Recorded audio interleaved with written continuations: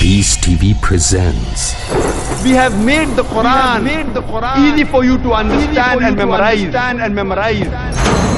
Then which of you shall not receive admonition? For guidance, for wisdom, Allah is giving the promise that this book is a book of guidance and it will surely benefit you in this world as well as the hereafter. for insight. Teach your children Arabic as a language. It is the best gift you can give to your children.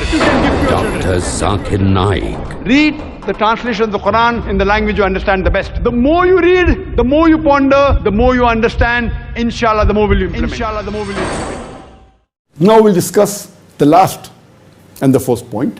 That is Eid al-Adha or Yawm al-Nahar. That is the day of sacrifice. The Eid of sacrifice or the day of sacrifice. And we know that Allah subhanahu wa ta'ala had asked Prophet Ibrahim that what do you love the most in this world? But naturally after Allah subhanahu wa ta'ala, he said, my son, Ismail alayhi salam. And Allah subhanahu wa ta'ala tests Ibrahim alayhi salam that can you sacrifice him for me? And Ibrahim alayhi salam goes and tells his son Ismail alayhi salam, and he says, don't worry father, you will find me steadfast. And on the instruction of Allah subhanahu wa ta'ala, when he's about to sacrifice his son, Allah subhanahu wa ta'ala replaces it with a sacrificial animal. And this is what we remember every year in Eid al-Adha, that we should be able to sacrifice anything in this world for the sake of Allah subhanahu wa ta'ala. And during Yawm al-Nahar, day of sacrifice, and Eid al-Adha, the day of sacrifice, if we have the means, we sacrifice an animal. For one person it is a goat, or if you want to do a big animal like a cow or a camel, it can be for 7 people. And it's mentioned in Surah Hajj, chapter number 22, verse number 37. It is not their meat or blood that reaches Allah subhanahu wa ta'ala, but it is a piety which reaches Allah subhanahu wa ta'ala. So we don't sacrifice so that the blood and the meat reaches to Allah subhanahu wa ta'ala, but we do it for our taqwa. Our piety should reach Allah subhanahu wa ta'ala. And what do we do? With the sacrifice, when we sacrifice the animal, we distribute it amongst the poor people, amongst the friends, amongst the relatives, and keep some for ourselves. Normally it is recommended that minimum 1/3 should be given to the poor people, 1/3 to the family and friends, and the maximum you can keep yourself is 1/3. This is the practice. Let me tell you the salient features that should be done on Eid al-Adha or Yawm al-Nahar. Number 1, that have a bath early in the morning. Number 2, put perfume on yourself. It's a sunnah. Number 3 is that wear the best of your clothes.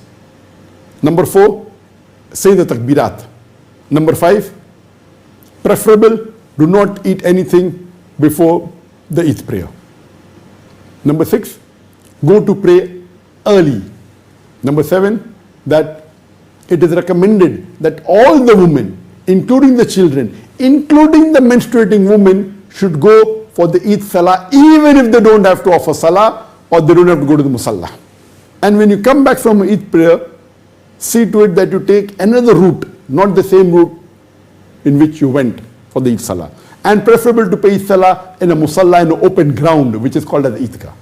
Now what is the reason that our beloved Prophet ﷺ recommended that all the women and the children, including the menstruating women, should go for the Eid Salah, even if they don't have to offer Salah, even if they don't have to go and pray? What is the reason? Why did the Prophet say that you go from one route and when you come back take the other route? Why did he say that pray in a large place Eidgah? For all this we come to know that the reason is so that it boosts the morale of the Muslims. Normally we Muslims offer 5 times Salah congregation in the mosque. Once a week in Jummah we have a bigger congregation. We pray in the Jummah mosque. The congregation is multiple times bigger than what congregation you have during the 5 times Salah. And twice in the year, during the Eidain, the Eid al-Fitr and Eid al-Adha, the Prophet recommended that you pray in an open ground known as the Eidgah. Why? So that a larger number can gather. Imagine if you're living in a village and during the Eid Salah you come to know there are 30,000 Muslims, there are 40,000 Muslims. The morale of the Muslims is boosted. And if you are living in an area which has got non-Muslims also, the non-Muslim will think 10 times before interfering with the Muslims. Oh, the Muslims are 30,000 in number, 40,000 in number. Imagine if you're living in a big city and if you pray in one Eidgah in which 100,000 gather or a few 100,000 gather. Imagine the scenario. It will boost up the morale of the Muslims. And at the same time would give a non-Muslim a thought that they better not interfere with the Muslims. This is the psychology. What is the reason that the beloved Prophet ﷺ even told the women and the children to go, even the women if they're menstruating. When you go through one way, come through the other way, not the same way. Why? So that the other people in the other locality of that village, or of that town, or that city know, the Muslims are going in large numbers. If you go through route A, come back through route B. So that the people of route A also come to know, the people of route B also come to know that Muslims are in large number. The next important point, when you come back, if you have the means, you sacrifice an animal, if Allah has given you the means. Later on, you go and meet your family friends. It's the day of celebration. And when you meet, the greeting is, تَقَبَّلَ اللَّهُ مِنَّا وَمِنْكُمْ. May Allah subhanahu wa ta'ala accept the good deeds from us and from you. Normally, in India, Pakistan, they say Eid Mubarak or other words. The sunnah is to wish, تَقَبَّلَ اللَّهُ مِنَّا وَمِنْكُمْ.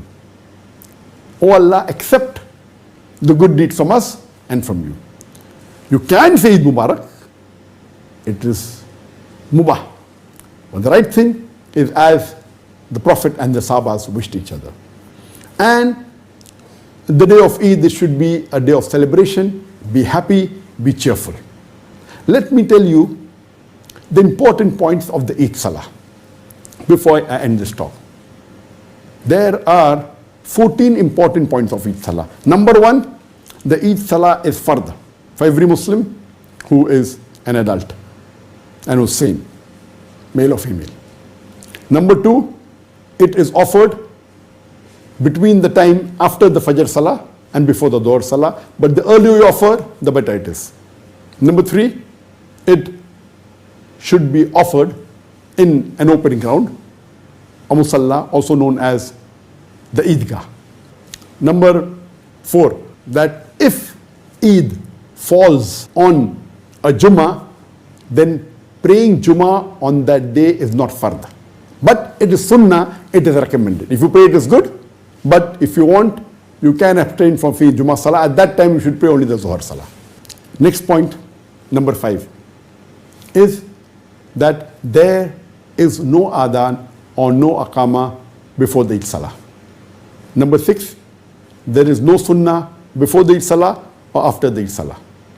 Number 7, the Eid Salah is of 2 rakah. Number 8, there are 6 extra takbirat in the first rakat before Surah Fatiha besides the takbirat ihram. Along with that, there are total 7 takbirat in the first rakat before Surah Fatiha. In the second rakat, after you get up from the sujood in the starting of the second rakat, after seeing the takbir, there are 5 additional takbirat before the Surah Fatiha in the second rakat. 9th point is that it is sunnah to recite Surah Ala in the first rakat and Surah Ghashiyah in the second rakat. The 10th point is, it is also a sunnah, you can recite Surah Qaf in the first rakat and Surah Qamar in the second rakat. The 12th is that after the Eid Salah, there is a khutbah. The 13th point is, it is recommended that you hear the khutbah of the Imam after the Salah. But it is not a fard. It is highly recommended. And the 14th point is, when you go for Salah in from one route, see to it while coming back, you take the other route. These were the 14 salient points of the Eid Salah. And I've covered in brief, in as short a time as possible, the importance of the first 10 days of Dhul Hijjah.